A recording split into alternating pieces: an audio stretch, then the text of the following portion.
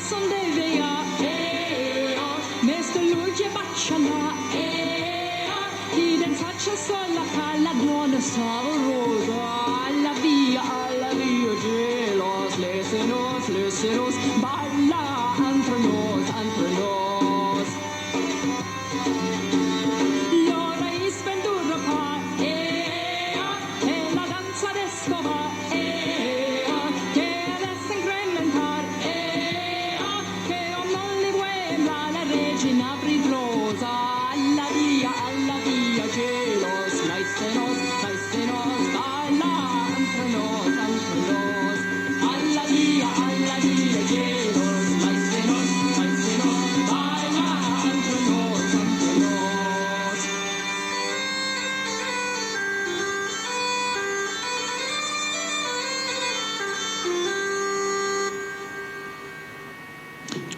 that was?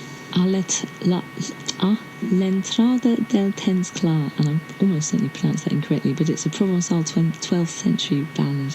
By the wonderful, wonderful Daughters of Elvin. We first saw them because we saw this poster, which had I love puppets. When we do storytelling, I make great big puppets. And they had this picture of two people with a dancer. And we once went on a May evening down in the Quakers' Meeting House to an absolutely unforgettable night, because not only do they play music, but also... Well, they have dancers, and these are medieval dancers, and it really is seriously dance music. They're not joking when they call it medieval dance music, because you can't sit still, and it's just wonderful. And everybody has to get up at the end and join in, because it's just so... You just got to move, basically, to it. It's fabulous. And they always do something different, because having seen them, you really do try and catch the Daughters of Elvin if you can, because every show is unique. They've always got some amazing new sort of circusy thing going on, or some new incredible masks. And being proper medieval musicians, they specialise in playing more than one recorder and a drum at the same time. Yes. Which is quite phenomenal if you haven't seen it before. It's quite extraordinary. They really are. An unforgettable experience. And that leads us on to the third thing we are doing, the third major sources for the book we've written for Porlock the Warlock, but also for our storytelling. And no storyteller ever doesn't do Viking tales. Well, there might be one or two, but we particularly love the Viking poetry, but also the sagas. Not just the epic tales of gods, which are fine, and I'll do one in a minute, but the tales from the Icelandic sagas, written by, as often as not, Snorri Sturluson, who was a writer of the 12th century. One of the joys of the Anglo-Saxon sagas is that, on the one hand, people don't read them. And I'm very badly dyslexic, so I never liked proper novels when I was a kid. So I used to read the Anglo-Saxon sagas because they are novels 10th century style. You get proper good psychopathic heroes back in the 10th century. They knew how to live then. They were forever wandering around Europe, taking slaves or making up poetry or doing whatever they like. They also have the rare privilege of writing the first rap. This is a 10th century rap from the very great saga, possibly the greatest, Egil Skallagrimsson. Egil, Viking's greatest warrior poet, 8 feet tall, great big bushy eyebrows, an all-round 10th century guy, but also one of the greatest poets of the Icelandic Viking age. So this is Egil Skallagrimsson from the Hermansen translation, the wonderful late Herman Paulsen. Done as a rap. By sun and moon I journeyed west, my sea-born tune from Odin's breast, my songship packed with poets' art, its word kill cracked the frozen heart. You'll praise my task, my song your fame, if you but ask I'll sound your name. This praise is king, one cost you dear, that I shall sing if you will hear, who beat and blazed your trail of red till Odin gazed upon the dead. The clash of shields, the scream of swords, these are true words on battlefields. Man sees his death frozen in dreams, but Eric's breath frees battle streams. A blood-red sun's the warrior's shield, the eagle scans the battlefield as edges swing, blades cut men down. Eric the king earns his renown.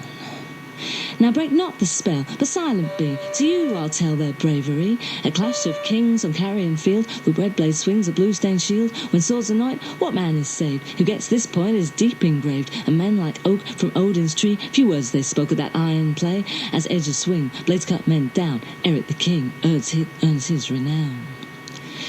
Carrion birds fly thick to the body stack, for eyes to pick and flesh to hack. The raven's beak is crimson red, the wolf goes seek his daily bread. The warlord weaves his web of fear, each man receives his fated share. The yew-bow shrills, the edges bite, the warrior wills his men to fight. As edges swing, blades cut men down. Eric the king earns his renown.